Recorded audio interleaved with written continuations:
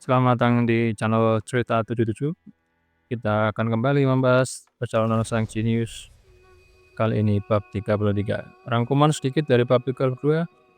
Setelah datang ke kabupaten, Mira bertemu dengan dalang aslinya yaitu Mahendra, anak orang kaya yang menyukai istrinya si Wulan dan ingin merebutnya dari Wira Darmadi. Bab 33. Jamadi sangat terkejut mendengar ini. Dia tidak menyangka ada rencana seperti ini di balik masalah ini. Budi tersenyum sinis.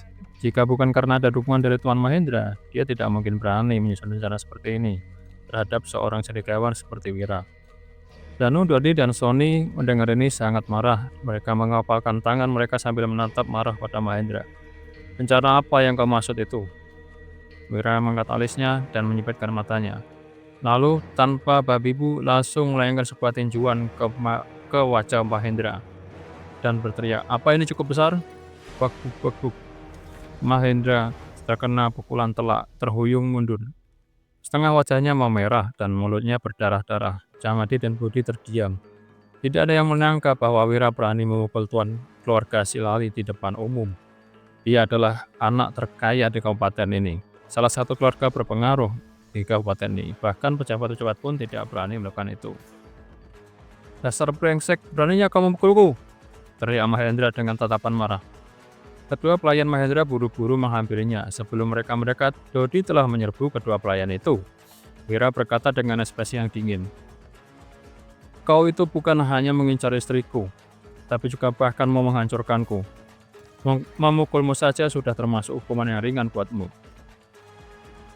Hahaha, begitu rupanya. Bagus sekali. Mahendra menyeka darah di sudut bibirnya. "Aku akan membalas pukulan ini 100 kali lipat padamu. Di kabupaten ini, belum ada orang yang berani mengusik orang-orang keluarga Silai. Nantikan saja balasanku." Wira dengan santai menjawab, "Sekarang sudah ada, dan itu adalah aku." Wira menimpalkan dengan nada dingin, "Bukan hanya memukulmu. Kalau aku mau, menghabisimu juga bukan hal yang sulit." Mahendra tertawa sinis dan berkata, "Cih, sombong sekali kau. Kau hanya lulusan sekolah rendah. Aku adalah sarjana. Kau hanya orang kampungan, sedangkan aku adalah pewaris tunggal dari keluarga Silali. Tingkat pendidikan dan status sosial kita saja sudah sangat jauh berbeda. Atas dasar apa kau ingin menghancurkanku?" Wira menjawab, "Atas dasar perbuatan busukmu ini padaku." Wira melanjutkan mencibir, "Percaya atau tidak, aku akan mencari kelompok aktor untuk menuliskan semua perbuatan jahatmu menjadi sebuah skenario dan mementaskannya di semua tempat. Setiap kali membuat pertunjukan, aku akan memberi mereka 10.000 gabah. Dalam waktu 3 bulan saja, reputasimu akan hancur dan kualifikasimu untuk ujian akan dihapus. Kau tidak akan pernah bisa mengikuti ujian lagi." "Oh, berani-beraninya melakukan itu?" Mahendra dengan gemetaran berkata, "Memangnya orang kampung sepertimu sanggup membayar mereka 10.000 gabah?" Wira dengan santai menjawab, "Nah, aku masih punya cara yang lebih hemat. Setiap hari, aku akan menulis lebih dari 10 pengumuman. Dalam 3 bulan, aku akan menulis 1.000 pengumuman. Aku akan menempel 500 lembar di kabupaten dan 500 lembar di provinsi. Apa menurutmu cara seperti ini akan memiliki efek penyebaran yang lebih baik daripada melakukan pertunjukan di atas panggung?" Jamadi dan Budi terkesiap mendengar ucapan Wira. Cara ini memang sangat kejam. Bahkan orang yang paling berbakat sekalipun, jika reputasinya sudah tercemar, mereka akan kehilangan kualifikasi untuk mengikuti ujian kepegawaian kerajaan. Dalam waktu sesingkat ini, Wira bisa menemukan 2 cara mencelakakan orang. Sebenarnya selicik apa pikiran orang ini? Tanya para orang-orang di sekitar itu. Kenapa dulu dia tidak terlihat seperti orang yang selicik ini? Semua orang heran dengan apa yang terjadi. Mahendra menyipitkan matanya untuk menyembunyikan kekejamannya. "Aku ini tidak akan mengganggu Wulan dan tidak akan mengurus Budi lagi. Mulai sekarang kita tidak akan saling mengganggu lagi." Rupanya Mahendra mulai takut dengan ancaman Wira. Hanya dengan 2 omongan saja dia sudah kalah telak. Wira menjawab dengan ekspresi datar, "Semoga kau menepati janjimu." Mahendra berjalan mendekati Budi dan menatapnya dengan beringas. "Kali ini jaga mulutmu di pengadilan nanti. Kalau tidak, kau bahkan tidak akan punya kesempatan jadi tahanan." Wah, usai mendengar ancaman ini, Budi hanya bisa terkapar lemas di dalam kereta. Dia telah sepenuhnya putus asa. Ia hanya dimanfaatkan oleh Mahendra. Dalam sekejap situasi berbalik, Jamati dan yang lainnya melihat Wira dengan tatapan ngeri. Bagaimana tidak? Wira berhasil melawan anak orang kaya dan anak penguasa di kabupaten dengan mudah. Wira menepuk pundak Budi lalu berkata, "Ayo kita bicara dulu, Pak Budi." Budi segera bangkit. "Wira, aku menyerah padamu. Aku takut padamu. Lepaskan aku. Aku akan memberimu 2.000 kabak. Tidak, tidak. Tidak, akan kuberikan 300.000 kabak. Tapi lepaskan aku. Aku akan melakukan apapun yang kamu perintahkan. Aku akan menjadi budakmu." Wira menjawab, "Aku ini tidak butuh. Suruh, sudah banyak." Wira sama sekali tidak tertarik dengan semua ucapan Budi dan melanjutkan perkataannya.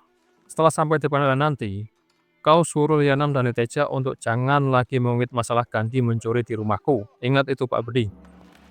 Semua orang di atas kereta mendengarnya dengan jelas. Wira berusaha melindungi Gandhi. Dengan begitu Lianam dan Niteja tidak akan masuk penjara. Budi heran dengan ini dan menggertakkan gigi. "Kau rela melepaskan pencuri itu, tapi tidak bersedia membebaskanku. Kenapa aku harus bekerja sama denganmu? Kalaupun aku dihukum menjadi tahanan kerja paksa, aku akan membawa mereka bersama aku tahu." Raut wajah Gandhi, Lianam, dan Niteja tampak seolah-olah mau menerkamnya. Wira tertawa sinis. "Kalau begitu, kau lihat saja sendiri bagaimana mereka akan menghadapimu setelah berada di dalam penjara nanti." Ketiga orang itu mengertakkan gigi. Kalau mereka sampai terseret masalah ini, mereka pasti akan menghabisi Budi. Melihat reaksi ketiga orang ini, Budi menggelidik ngeri. Aku berjanji, tapi kau juga harus berjanji padaku.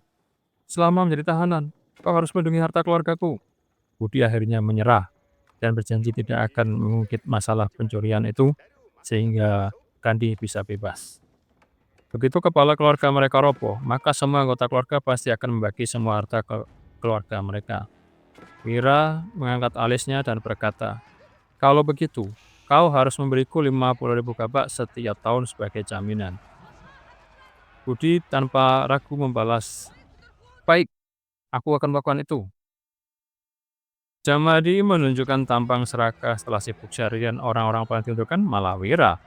Rupanya Wira bukan orang sembarangan. Jamadi baru sadar bahwa yang dihadapinya bukan sekedar pemuda kampung, melainkan seorang jenius. Selesai. Beginilah akhir dari kasus ini. Rupanya di Kabupaten Mahendra tidak berdaya menghadapi kecerdasan dari Wira.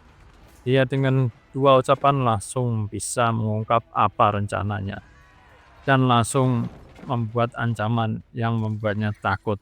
Sementara Budi yang ketakutan katanya habis, dia hanya meminta untuk melindungi keluarganya saja. Dia akan melindungi keluarga mereka dengan syarat Budi membayar pajak setiap tahunnya.